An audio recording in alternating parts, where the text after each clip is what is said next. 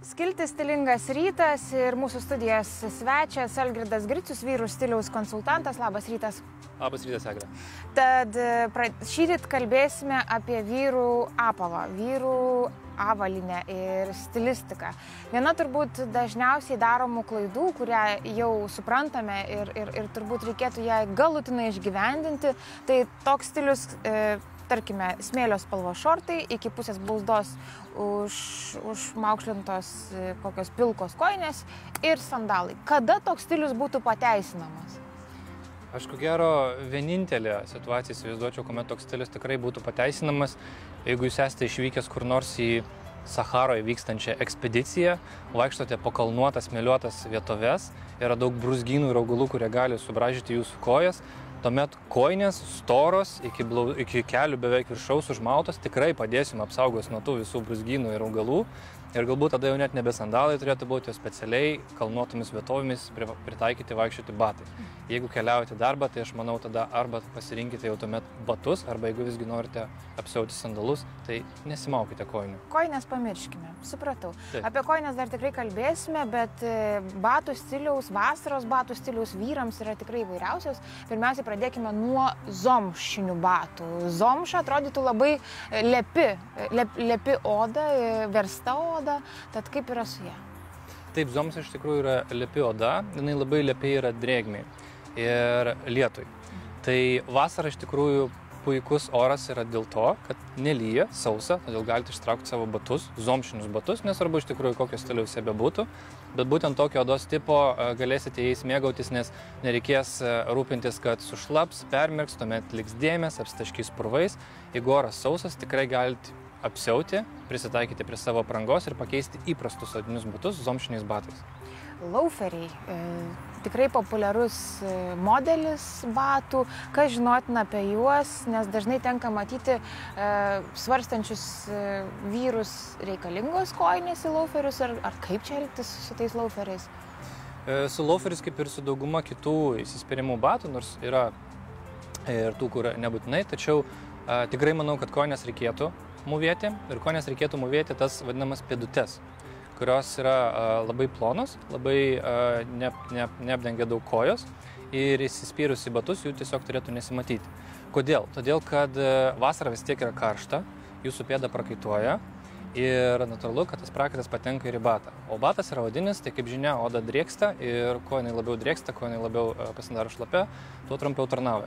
Todėl kojinės, medvilninės plonos kojinės padės sugerti tą prakaitą iš pėdų. Kelnės irgi gali kelti tam tikro galvos skausmo, jeigu, tarkim, vyras dažniausiai nešioja ne labai siauras kelnes, o platesnes. Prie lauferių kokios kelnes turėtų tikti?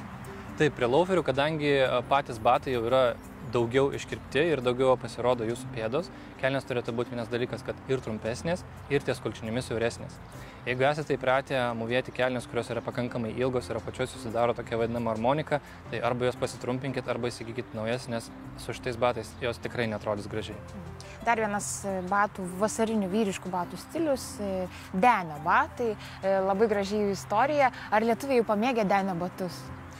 Denio batai kartais tenka pamatyti, kad paplūdimyje, prie jūros kažkur tai prie šortų tikrai yra derinami, tikrai apsiauna vyrai. Ir istorija iš tiesų labai yra įdomi, nes 35 metais beplaukiantis vienas jūreivis netyčia iškrito iš savo jachtos. Pagalvojo, kaip čia padaryti, nes labai slidu, vanduo yra, kaip čia padaryti, kaip sukurti batus, kurie neslidinėtų. Ir tiesiog jis pasižiūrėjo, kaip jo šuo, kokios spanėlis vaikšto ant apledėjusio paviršiaus, neslysta. Pasiėmė, pasižiūrėjo į pėdas, pamatė, kad pėdos yra nelygios ir sugalvojo, kad reikia tą patį padaryti su batų padais. Taigi jisai su peiliu išraižė eglutės formos ornamentą ir tokiu būdu gimė denio bato padas, kuris iš tikrųjų yra labai atsparus slydimui, puikiai tinka laivuose, jachtose, tačiau ilgainiui patapo ir kur kas populiaresnis ir jį galima avėti nebūtinai jachtoje ir laive. Basomis. Taip, šitie batai iš tikrųjų yra skirti avėti basomis ir net pati jų struktūra ir sandara būna padaryta tokia, kad pėdą būtų galima apsiauti basa, nes natūralu, kai esi laive, sušlampi, tai kojinę mūvėti tikrai prasmės nebėra. Na ir dar vieni batai, vairuotojo batai. Labai gražus ir simbolinis pavadinimas. Ar taip reikėtų ir įsivaizduoti, kad šie batai sukurti vairuotojams? Tikrai taip. Šie batai buvo 63 metais sukurti italų, be abejo italų, taigi stilingi vyrai. Ir tiesiog aukštuomenė ponai vairuodavo iki to laiko automobilius savo klasikiniais batais, kurie turėjo storus ir nepatogius padus. Ir paprasčiausiai italam tai nusibodo ir sugalvojo, kad reikia sukurti kažką, kas būtų patogu vairuoti. Ir iš tiesų tie batai buvo sukurti konkrečiai vairavimui.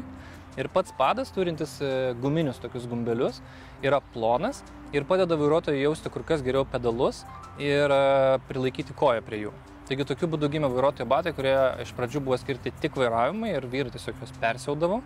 Tačiau ne visi tai galėjo sau leisti, nes prabanga buvo, bet vėlgi ilgainiui tai išpopuliarėjo ir batai paplito po visą pasaulį. Ir vienas iš ypatingų dalykų, kurie jie turi, tai jie yra gaminami be galo įvairių spalvų. Nuo tamsių iki šviesių, rožinių, violetinių, mėlynų, raudonų, žalių, kokių tik tai nori. Taigi, jeigu jums patinka su batai sukurti akcentą, tikrai galite pasirinkti vairuotojo batus. O mokasinai tai čia tie patys vairuotojo batai ar giminaičiai? Mokasinai iš tikrųjų yra batų konstrukcija ir vairuotojo batai yra viena iš tų atšakų, galim tai pavadinti, nes mokasinai, kaip žinia, kilo nuo indėnų apavo, kuris būdavo daromas iš vientiso odos gabalo. Ir tiesiog čia labai panašiai yra tokia sąsaja. Taip, giminaičiai, tolimi giminaičiai, galim pavadinti taip. Na, mes tik galim palinkėti vyrams rasti tinkamą avalynę, su tokia, kokia būtų galima nukeliauti 100 kilometrų patogiai ir negalvojant apie apavą. O aš padėkosiu šį rytą Algirdai jums, kad atvykote ir, žinoma, pasidalijote savo įžvalgomis. Palinkėsime stilingo ryto. Ačiū. Ačiū.